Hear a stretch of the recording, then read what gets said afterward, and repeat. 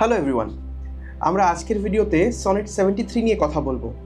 This sonnet 73 written by William Shakespeare. এইটা class 12-এর সিলেবাসেও আছে, আবার পরবর্তীকালে গ্র্যাজুয়েশনে ইংলিশ অনার্সের ডিগ্রি কোর্সেও আছে। এই প্রথম পার্টের ভিডিওটা শুধুমাত্র স্কুলের স্টুডেন্টদের জন্যই হবে। আমি চেষ্টা করব যতটা ইজি করে, যতটা সহজভাবে এটাকে বুঝতে পারা যায় সেটাকে করবার। আরও বেশি করে সহজভাবে করবার জন্য এই ভিডিওর শেষে একটা পিডিএফ কপি তোমাদেরকে দেওয়া হবে। সেই পিডিএফে প্রত্যেকটা লাইনের পাশে পাশে একটা করে লিঙ্ক থাকবে। ওই লিঙ্কে ক্লিক করলেই ওই লাইনের মানে এবং এক্সপ্লেনেশনের ভিডিওটা সঙ্গে সঙ্গে খুলে যাবে। এই পিডিএফটা তোমরা পাবে আমাদের টেলিগ্রাম চ্যানেল থেকে, নিচে তার ডিটেলস দেওয়া রয়েছে। আচ্ছা, নাও লেটস গেট স্টার্টেড। আমরা সনেট নাম্বার 73 নিয়ে কথা বলছি। This is written by William Shakespeare. William Shakespeare হচ্ছেন একজন খুবই বিখ্যাত বড় লেখক এবং কবি। লেখক বলতে উনি মূলত নাটক লিখেছেন। আমরা একেবারে শুরুতেই আমি তোমাদেরকে সব থেকে ছোট করে এই কবিতার একটা সামারি বলছি।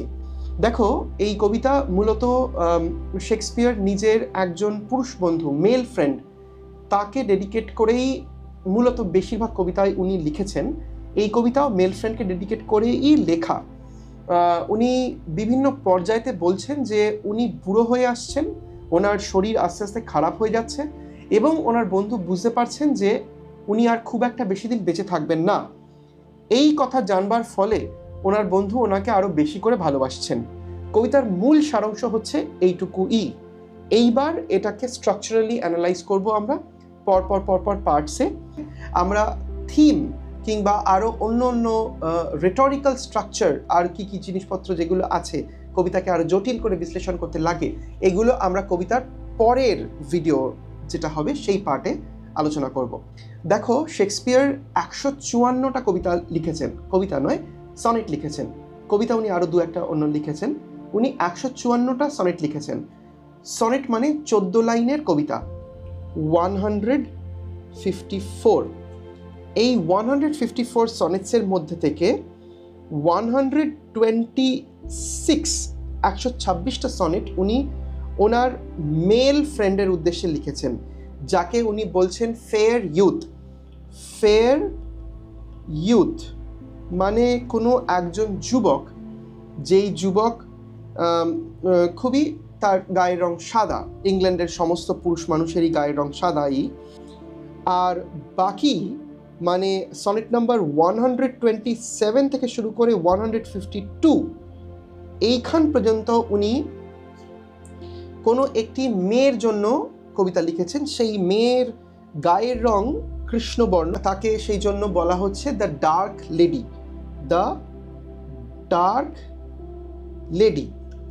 আর একদম শেষের মানে 153 এবং 154 এইগুলো সম্ভবত উনি ভালোবাসার দেবতা কিউপিড, তার জন্য প্রবাবলি লিখেছেন। শেক্সপিয়ারের এই যে লেখা মানে 126টা কবিতা ওনার পুরুষ বন্ধুর উদ্দেশ্যে লেখা হয়েছে, সেই পুরুষ বন্ধুটি কে, এই নিয়ে অনেক রকমের প্রশ্ন উঠেছে। তার মধ্যে সব থেকে গুরুত্বপূর্ণ যে নামটি আমরা বা ঐতিহাসিকরা সাধারণত ভেবে থাকে সেটা হচ্ছে মিস্টার উইলিয়াম হার্বার্ট। এখন শেক্সপিয়ার একজন পুরুষ মানুষ আর উইলিয়াম হার্বার্টও হচ্ছেন একজন পুরুষ মানুষ, কিন্তু সেই পুরুষ মানুষের উদ্দেশ্যে শেক্সপিয়ার এমন কিছু কবিতা লিখেছেন যার কারণে ওনার সেক্সুয়ালিটি বা কোনো একটি পুরুষের প্রতি আকৃষ্ট নাকি কোনো একটি মহিলার প্রতি আকৃষ্ট, এই নিয়ে ঐতিহাসিকদের মধ্যে এবং লিটারেরি ক্রিটিক্স যারা আছেন অর্থাৎ সমালোচক, তাদের মধ্যে বিভিন্ন রকমের মতভেদ রয়েছে। আমরা পড়ছি এখানে সনেট নাম্বার 73। আরও এমন বেশ অনেকগুলো সনেট রয়েছে, আমি দু একটা এক্সাম্পল দিচ্ছি, যেখানে যেমন সনেট 18 বা সেই অর্থে বলতে গেলে সনেট নাম্বার 20 বা সনেট 52, এইগুলোতে উনি কিন্তু যে ধরনের কথাবার্তা বলেন তাতে খুবই সেন্সিটিভ মনে হয়। দেখে মনে হয় যে ওনার সঙ্গে এই আর একজন পুরুষ বন্ধুর একটা কোনো রকমের ফিজিক্যাল রিলেশনশিপ কিংবা হয়তো মানসিকই সেটা থাকলেও থাকতে পারে। অন্যদিকের বেশ কিছু সমালোচকরা আবার এই কথাও বলেন যে ওই যে টাইমে উনি লিখতেন আর কি, এটা ছিল এলিজাবেথান পিরিয়ড, ওই সময়ে ছেলেদের নিয়ে অন্য আরেকটি ছেলে খুবই তার সৌন্দর্য নিয়ে ব্যাখ্যা করবে এরকম লেখার একটা হালকা প্রচলন ছিল। তো from that perspective this can be understood যে এমন নাও হতে পারে যে শেক্সপিয়ার এবং মিস্টার উইলিয়াম হার্বার্টের মধ্যে কোনো রকমের অন্তরের মানে রিলেশনশিপের মতো সম্পর্ক ছিল। এবং পরবর্তীকালেও বেশ কিছু রাইটার্স, যেমন কিনা অস্কার ওয়াইল্ড তাদের মধ্যে একজন, এটা নিয়ে কথা বলেছেন যে ওদের মধ্যে সম্পর্কটা কি। ওনার লেখা একটি বিখ্যাত বই যেটা হচ্ছে হু ইজ মিস্টার WH। আচ্ছা, এই সমস্ত হচ্ছে বিষয়। যেমন সনেট 18-এ উনি বলছেন যে আমার বন্ধু এতই সুন্দর যে তাকে কোনোদিনও মৃত্যু ছুঁতে পারবে না। সনেট 20-তে উনি বলছেন যে আমার বন্ধু এতই সুন্দর যে তার মুখের মধ্যে পুরুষের কিছু ক্যারেক্টারিস্টিক ফিচার্স এবং কিছু ফেমিনাইন ক্যারেক্টারিস্টিক ফিচার্স, এগুলো দুটোই বর্তমান তার মুখের মধ্যে, এবং সেই জন্য সে হচ্ছে অদ্ভুত বেশি সুন্দর। সনেট নাম্বার 52-তে বলছেন যে আমি আমার বন্ধুকে মাঝে মাঝেই দেখতে পাই, তাই আমার প্রাণ, আমার মন কাঁদে। এখানে যে ডার্ক লেডি, এই ডার্ক লেডিরও অনেকগুলো ভেরিয়েশন হতে পারে, অনেক কোনো পার্টিকুলার নাম তো শেক্সপিয়ার ব্যবহার করেননি, সেদিক থেকে ডার্ক লেডি অনেকেই হতে পারে। কিন্তু ঐতিহাসিকদের মতে সম্ভবত মেরি ফিটন বলে কোনো একজন মহিলা, যার সঙ্গে শেক্সপিয়ারের বেশ কথাবার্তা যোগাযোগ ছিল সম্ভবত, এবং তিনি একটি কৃষ্ণবর্ণের নারী ছিলেন, তার স্কিনের কালারটা একটুখানি ডার্ক ছিল, যেটা কিনা ইংল্যান্ডে খুব একটা প্রচলিত নয় সেই সময়, কারণ কম কৃষ্ণবর্ণের লোকেরা ওই টাইমে ইংল্যান্ডে থাকে। তো সেই সময়ে এইরকম কোনো একজন মহিলা, তার সঙ্গে ওনার যোগাযোগ হয়েছিল। আসলে কুইন এলিজাবেথেরই একজন অ্যাটেন্ডেন্ট ছিলেন এই মেরি ফিটন, তাকে নিয়ে হয়তো লেখা হচ্ছে, এটা হলেও হতে পারে।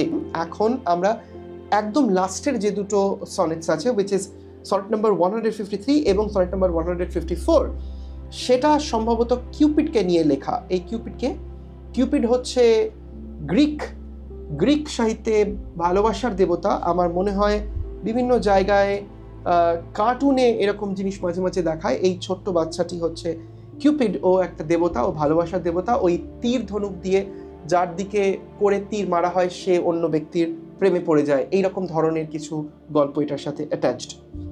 আচ্ছা, নাও moving forward to the poem.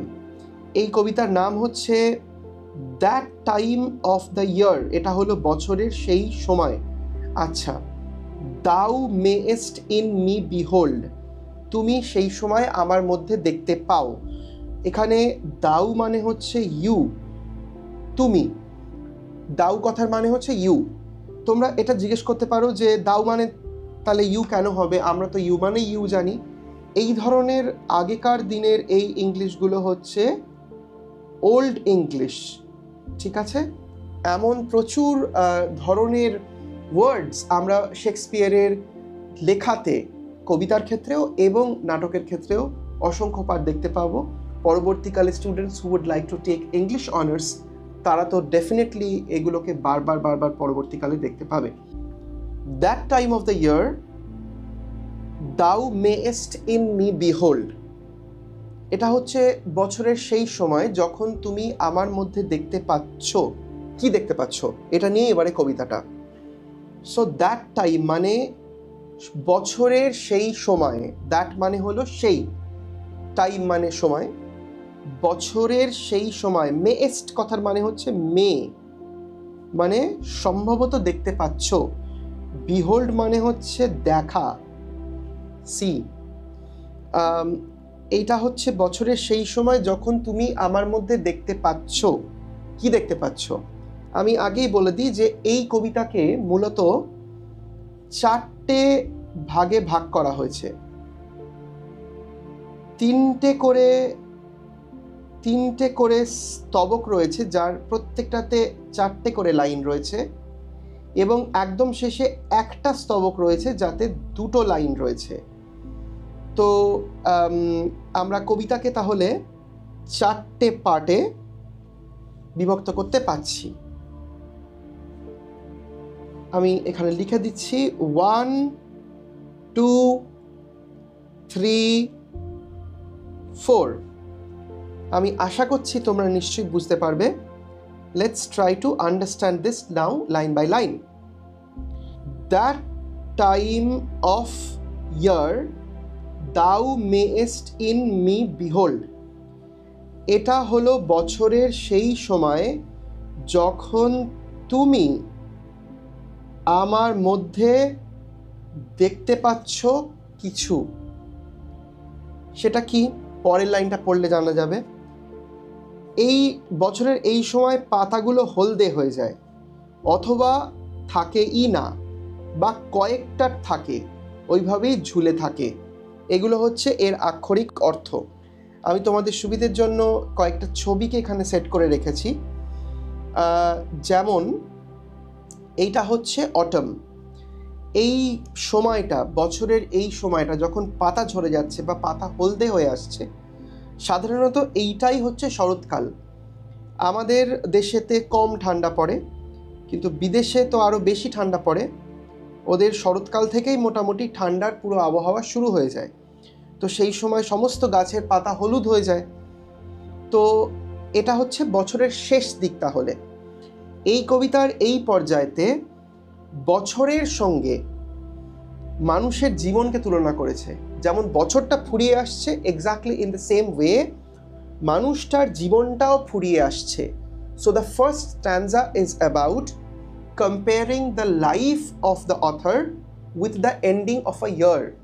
বছর সমাপ্তির সাথে মানুষের জীবন সমাপ্তিকে স্ট্যান্জা 1-এ তুলনা করা হলো। আমরা আরেকটুখানি গভীরে লাইন বাই লাইন যাওয়ার চেষ্টা করি। তো এটা হচ্ছে অটমের কথা বলা হচ্ছে। তাহলে অটম মানে শরৎকালের কথা বলছে।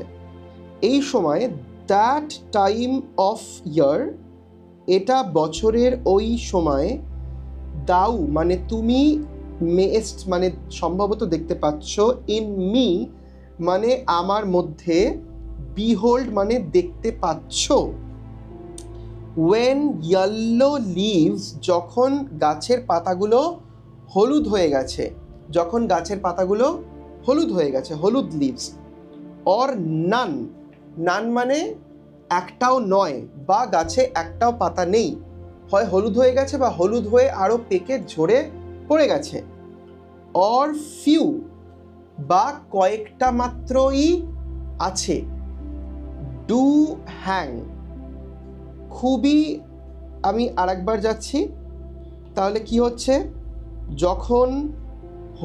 যখন এ বছরের সেই সময় যখন পাতাগুলো হয় হলদে হয়ে গেছে বা একটাও নেই, নান মানে না থাকা, অর ফিউ বা কয়েকটা আছে, ডু হ্যাং তারা ঝুলে আছে।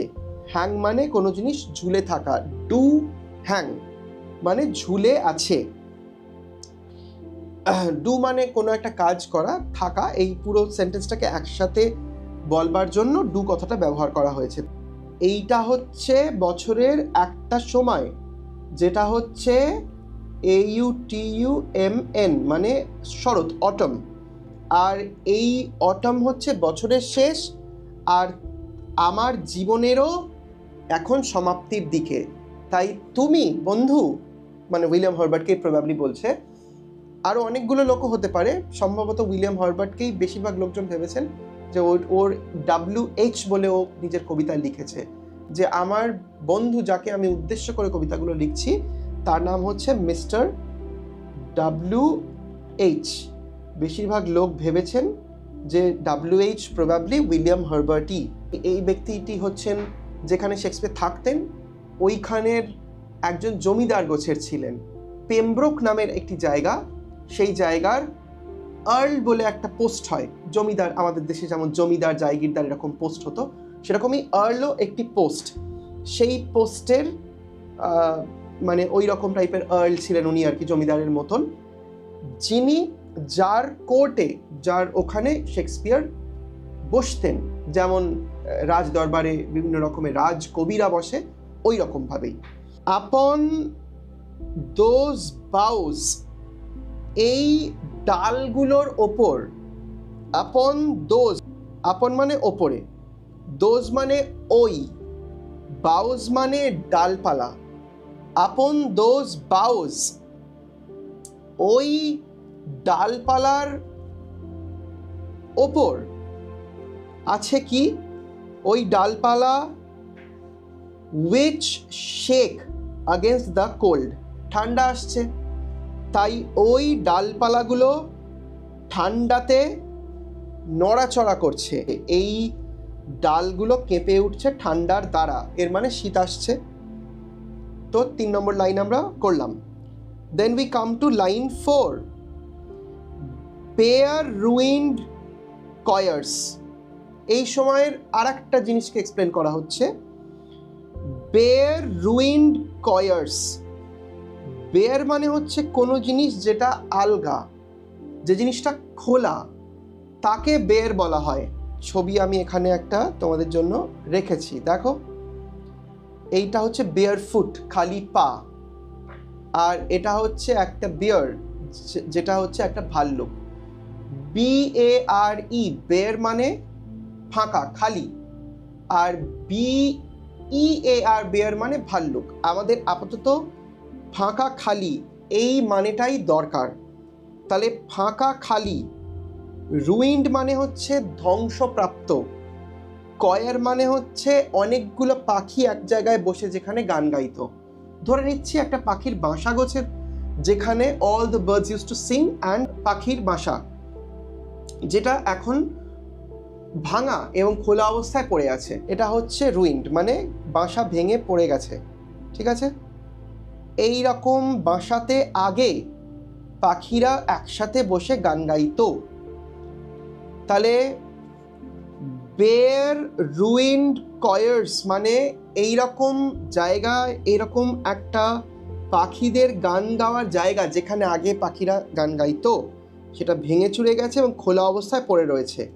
সেকেন্ড পার্টেও ওই কথাটাই মোটামুটি বলা, ওয়্যার মানে যেই জায়গাতে, লেট আগে, দ্য সুইট বার্ডস স্যাং, মিষ্টি পাখিরা অনেক আগে এই জায়গাতে গান গাইতো।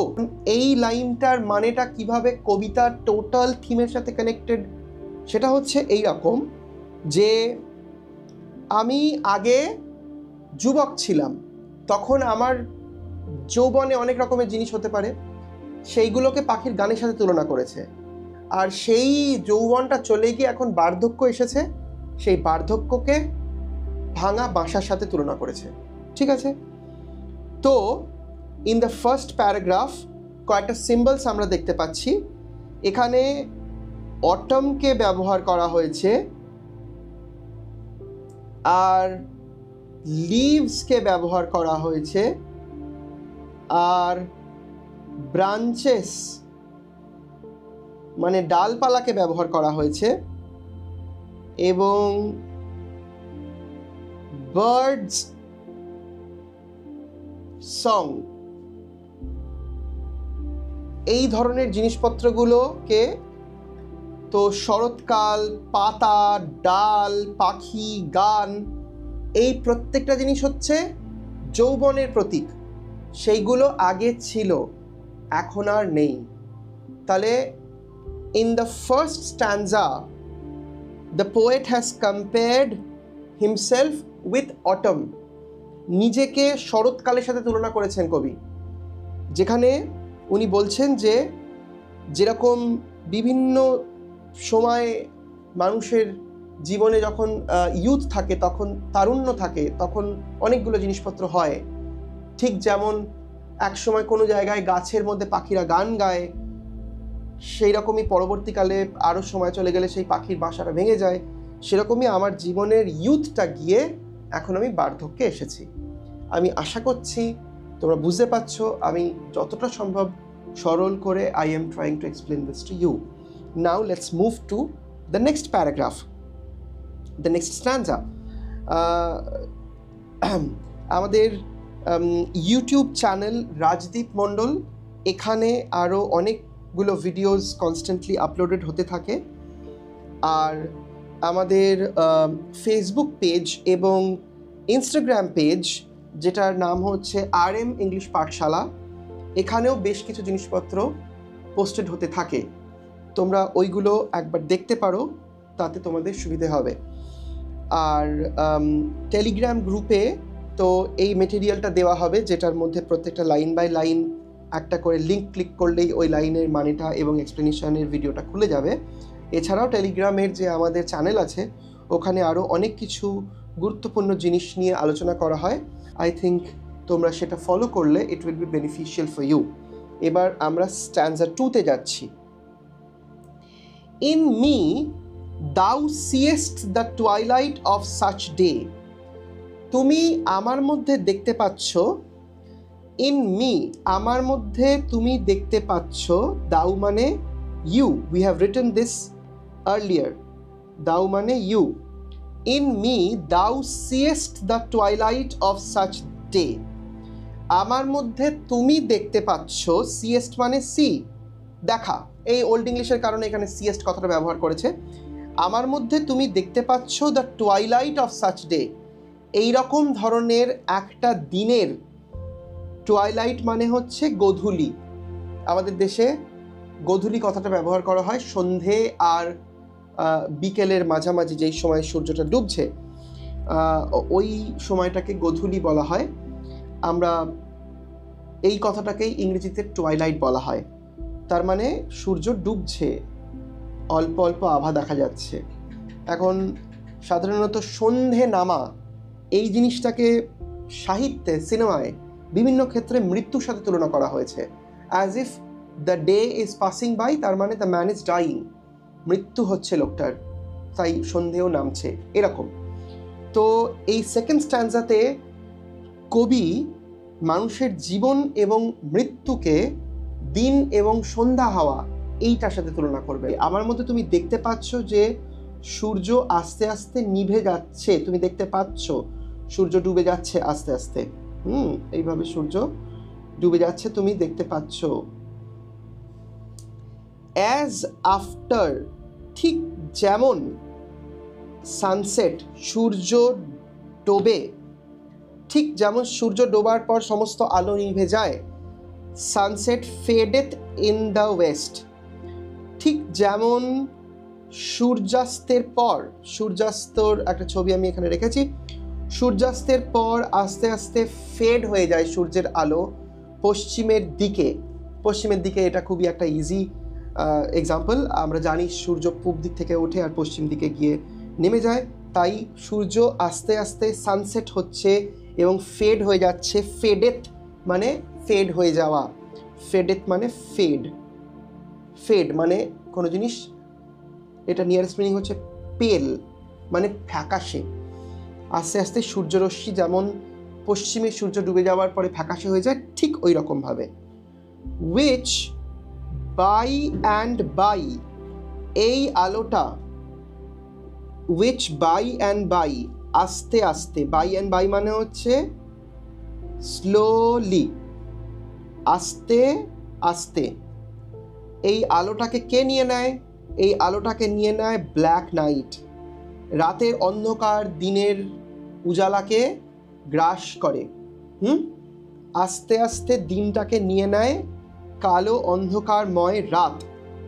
কালো রাত ডথ টেক অ্যাওয়ে, ডথ মানে ডাজ, নিয়ে চলে যায়। রাতের অন্ধকার নিয়ে চলে যায় দিনের আলোকে। এই ধরনের জিনিসকে পার্সনিফিকেশন বলে। when you will be in your honors degree courses, একে ফিগার্স অফ স্পিচ বলে, যেখানে বিভিন্ন রকম ভাষার অলঙ্করণকে ব্যবহার করা হয়। মানে দেখো, যেন নাইট হচ্ছে একটা মানুষ যে ডেকে ধরে নিয়ে চলে যাচ্ছে, ঠিক আছে? তো দুজনকেই, মানে ডেকেও একটা মানুষ হিসেবে কনসিডার করা হলো, নাইটকেও একটা মানুষ হিসেবে কনসিডার করা হলো, ঠিক আছে? নেক্সট হচ্ছে ডেথস সেকেন্ড সেলফ।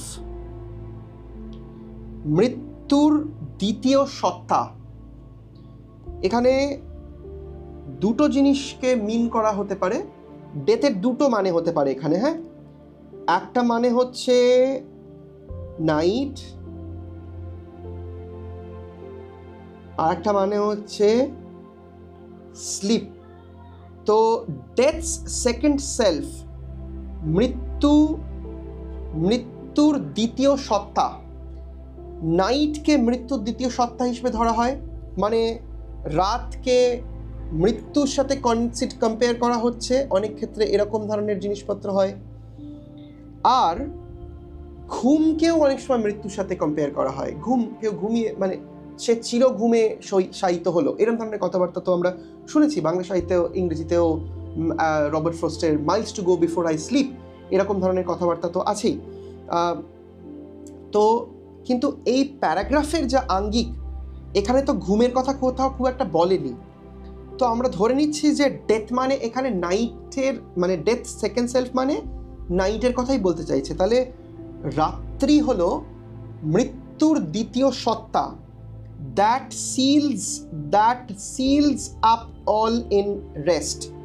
এবং এই মৃত্যু, এই রাত নামছে এবং এদিকে মৃত্যু নামছে। মৃত্যু ইজ ইকুয়াল টু রাত, এরকম সিনেমাতে অনেক ক্ষেত্রে দেখানো হয়। প্রদীপটা নিভে গেল, এটার মানে হচ্ছে রাত, মানে প্রদীপটা নিভে গেল মানে হচ্ছে সেই লোকটা মৃত হয়ে গেল। Death's second self that seals up all in rest, মৃত্যুর দ্বিতীয় সত্তা যা সমস্ত কিছুকেই নিজের মধ্যে সিল করে নেয়, গ্রাস্প করে নেয়। এই স্ট্যান্জার তাৎপর্যটা এই কবিতার ওভারঅল থিমের মধ্যে কোথায়? এখানে কি কি ইমেজেসকে ইউজ করা হয়েছে? ডে, নাইট, টুয়াইলাইট, ডেথ, এইগুলো সমস্ত কিছু মৃত্যুর দিকেই নিয়ে যাচ্ছে। তাহলে এখানে কবির বার্ধক্য আশাকে সন্ধে নেমে আসার সাথে তুলনা করা হয়েছে। যেমন প্রথম স্ট্যান্জাতে কবির বার্ধক্যকে একটা ঋতু, শীতের ঋতু, কাছাকাছি পৌঁছচ্ছি আমরা, শীত মানে মৃত্যু, সমস্ত পাতা ঝরে যাচ্ছে, সেটার সাথে তুলনা করা হয়েছে। এই প্যারাগ্রাফে, এইখানটাতে মৃত্যুকে দিন থেকে রাত্রি হচ্ছে, এটার সাথে তুলনা করা হয়েছে। Okay, now let's move forward towards the third stanza. আমি আশা করছি তোমরা বুঝতে পারছো। Now in the third stanza, এখানে মৃত্যু, জীবন, এগুলোকে আগুনের সাথে তুলনা করা হয়েছে। ঠিক আছে? ইন মি, আমার মধ্যে, দাউ সিয়েস্ট, দাউ মানে ইউ, আমার মধ্যে তুমি দেখতে পাও, আমি রংটা পরিবর্তন করিনি, ওইটা উপরের সাথে মিশে যাচ্ছে মনে হচ্ছে। ইন মি দাউ সিয়েস্ট, আমার মধ্যে তুমি দেখতে পাচ্ছ, সিয়েস্ট মানে see, the glowing of such fire. Glowing মানে কোনো জিনিস চকচক করা, উজ্জ্বল হওয়া। আগুনের যে চকচকে ভাব, সেটা তুমি আমার মধ্যে দেখতে পাচ্ছ। তুমি আমার মধ্যে দেখতে পাচ্ছ আগুনের চকচকে ভাব। কিন্তু এই আগুন, দ্যাট মানে হচ্ছে ওই আগুনটা, দ্যাট অন দ্য অ্যাশেস, ওই আগুনটা এখন নিজেরই যৌবনের ছাইয়ের ওপর জ্বলছে। এর মানে হচ্ছে, এটা হচ্ছে সেই সময়, একটা ছাইয়ের ছবি আমি এখানে রেখেছি যাতে তোমাদের মেন্টালি ওই ইমেজটা কানেক্ট করতে সুবিধা হয় আর কি।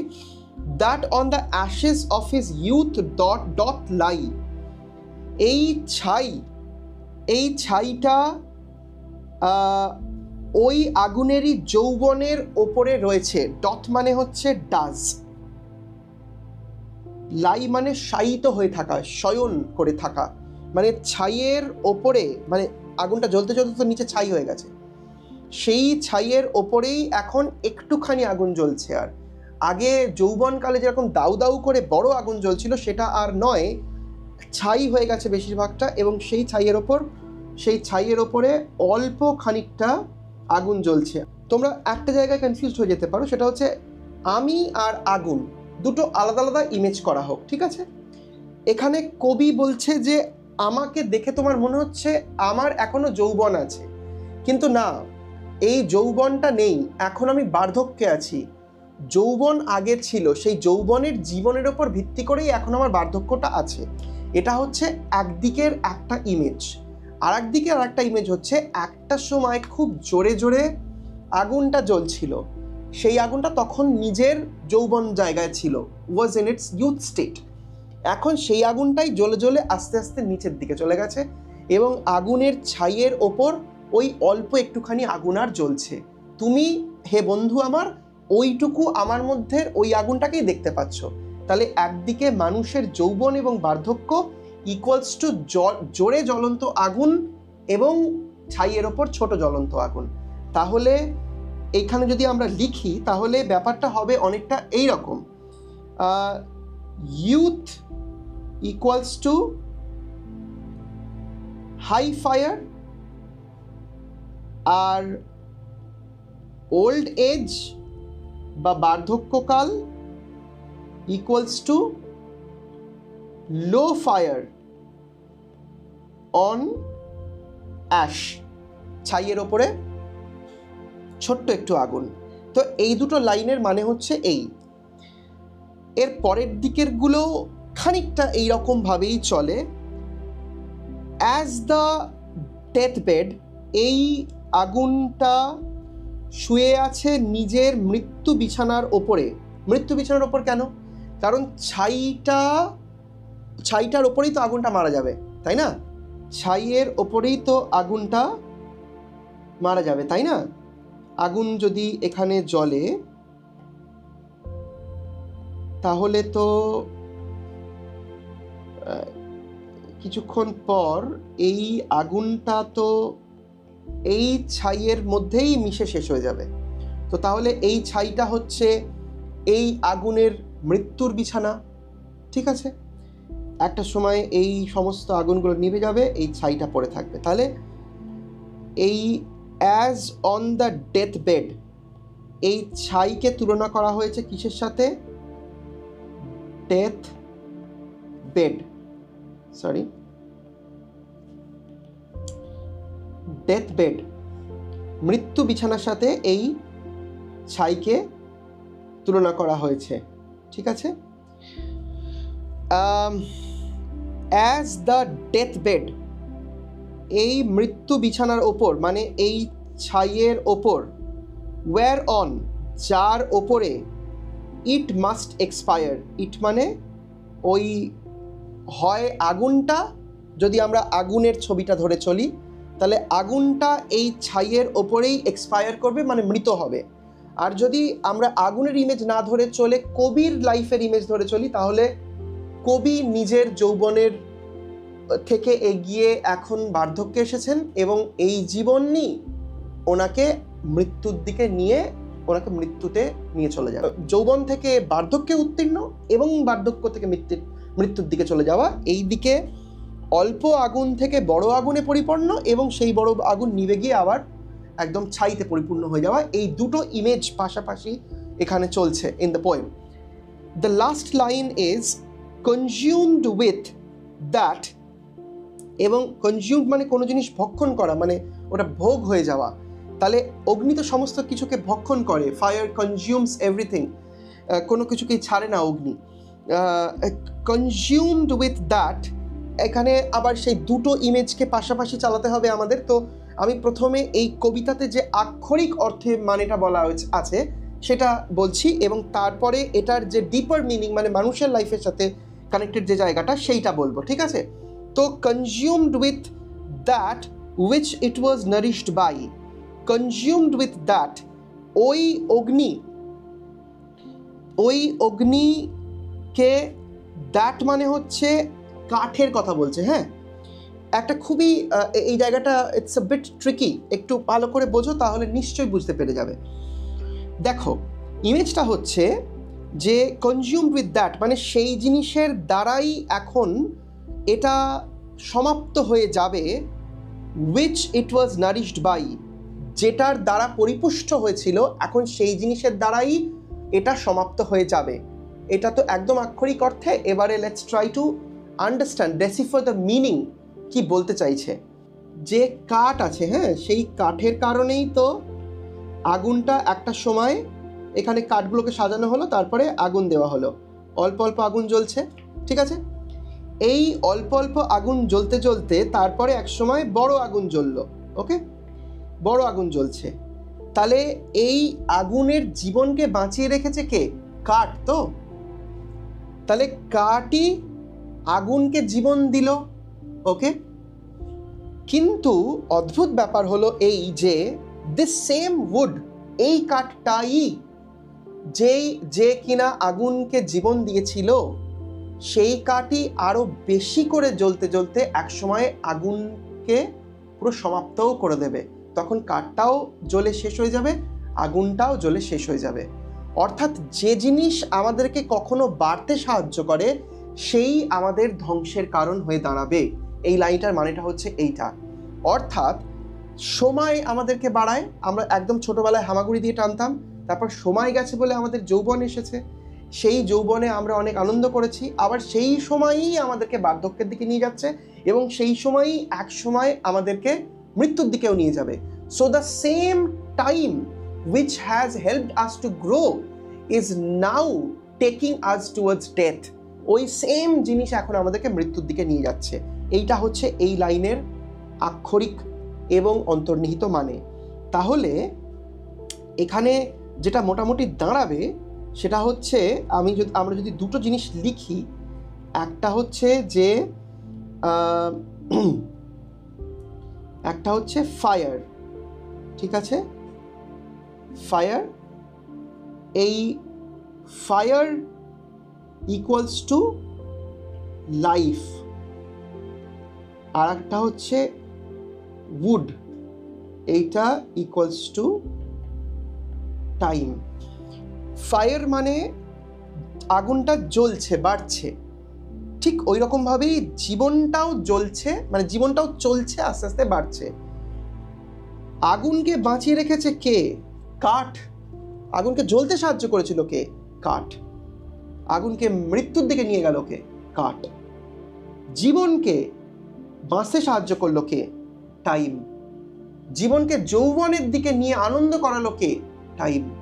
তাহলে পুরো স্ট্যান্জাটা কি হচ্ছে?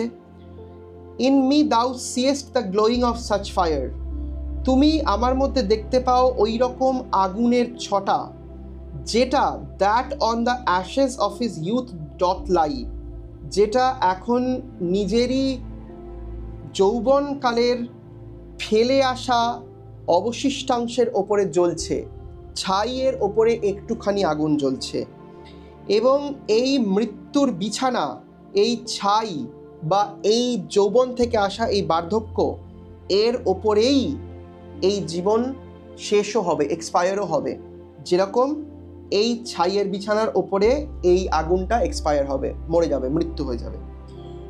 লাস্ট হচ্ছে কনজিউমড উইথ দ্যাট, এবং যেই কাঠের দ্বারা এতদিন ধরে একে পুষ্টি দেওয়া হয়েছিল এই আগুনকে, সেই কাঠই ওকে এখন সম্পূর্ণ রূপে ভক্ষণ করে মেরে ফেলবে। তাহলে তিনটে স্ট্যান্জাতে বলল কবি নিজের বন্ধুকে, উইলিয়াম হার্বার্ট কিংবা যে কোনো মিস্টার ডব্লিউএইচ, যে কেউ হতে পারে, আরও কয়েকটা নাম রয়েছে, তাকে বলল যে দেখো আমি বুড়ো হয়ে যাচ্ছি। প্রথম স্ট্যান্জাতে একটা ঋতুকে তুলনা করা হলো জীবনের শেষ পর্যায়কে বোঝাবার জন্য, পরবর্তী স্ট্যান্জাতে আর নাইট অ্যান্ড আ ডে, আস্তে আস্তে দিন গিয়ে রাত্রি হচ্ছে, এটা ব্যবহার করা হলো, এবং 3 নম্বর স্ট্যান্জাতে আগুন নিভে গিয়ে শেষ হয়ে যাচ্ছে, এই রকম একটা ইমেজকে ব্যবহার করা হলো। এই পুরোটাকেই বলা হলো, এই পুরোটাকেই বোঝানোর চেষ্টা করা হচ্ছে যে আমি আস্তে আস্তে মৃত্যুর দিকে চলে যাচ্ছি।